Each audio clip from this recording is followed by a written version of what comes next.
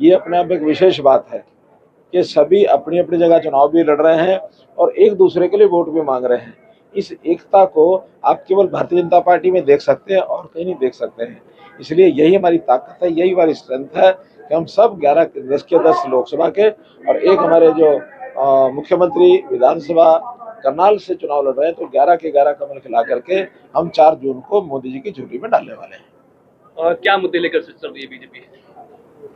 देखिए, सुशासन के नाते या मोदी जी के जो 10 साल की अचीवमेंट्स हैं, वो सब कांग्रेस की 55-60 साल की जो अचीवमेंट्स हैं उन पर भारी पड़ रही हैं।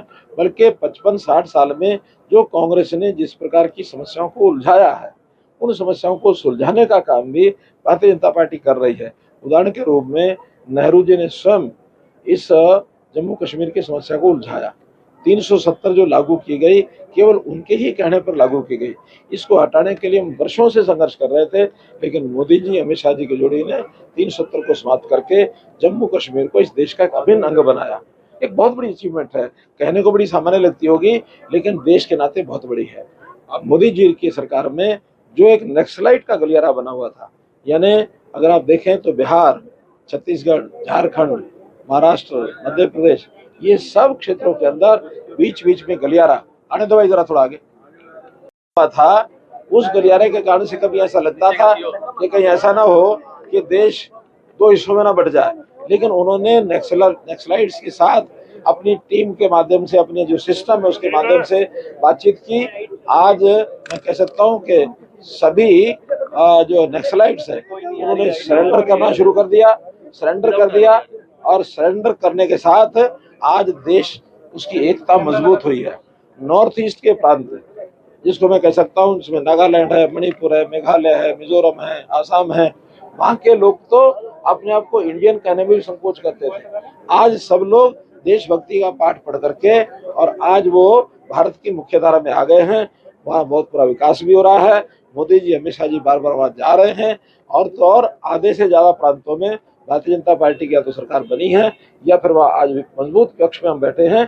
तो देश की एकता अखंडता बहुत बड़ा विषय है। मनोहर जी, आप भांजे के लिए तीसरी बार सिरसा आए हैं, क्या मैसेज देंगे? देखो, मैं कुल मिला के भारतीय जनता पार्टी के प्रत्याशी के लिए आया हूँ। संयोग से भांजा है और उसको टिकट दी है, तो वो कोई इतना बड़ा विषय नहीं है, वरना आप यही चलाओगे। मामा और भांजा जीत पाएंगे? मामा और भांजा दोनों हमारे 10 के 10 लोग जीतेंगे लोकसभा में और मुख्यमंत्री हमारे विधानसभा जीतेंगे। मैंने पहले ही कहा, 11 की 11 सीटों पर कमल खिला के मोदी जी की झोली में डालेंगे। देखने में आता है कि मामा भांजा की बनती नहीं है, लेकिन यहाँ खूब बन रही है।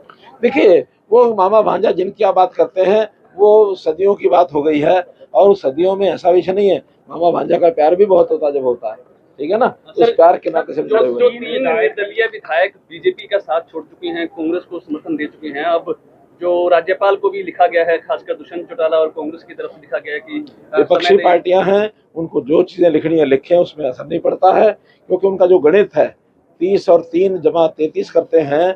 अगर वो फ्लोर पर आएंगे, अगर वो उसमें से 23 को भी संभाल के रख सकें तो बड़ी बात होगी। ऐसा नहीं है कि वही कुछ कर सकते हैं, हमारे पास भी बहुत से संबंध हमारे अंदर रहते हैं, चाहे वो जजपा के लोगों से हैं, चाहे हमारे कांग्रेस के लोगों से हैं, क्योंकि अभी तो अविश्वास प्रस्ताव लाने की कोई संभावना लगती नहीं है।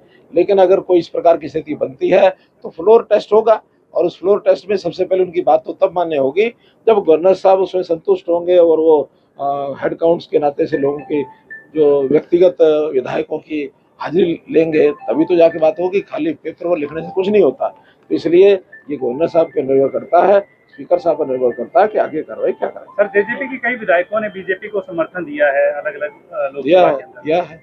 मैं यही तो कह रहा हूँ कि वो केवल 30 जमा 3 का गणित ना सोचें, दूसरे गणित पे जो बन रहे हैं उनका विचार करें तो ध्यान में आएगा। उनकी हिम्मत ही नहीं है कि इस बात को आगे बढ़ा सके। Thank you.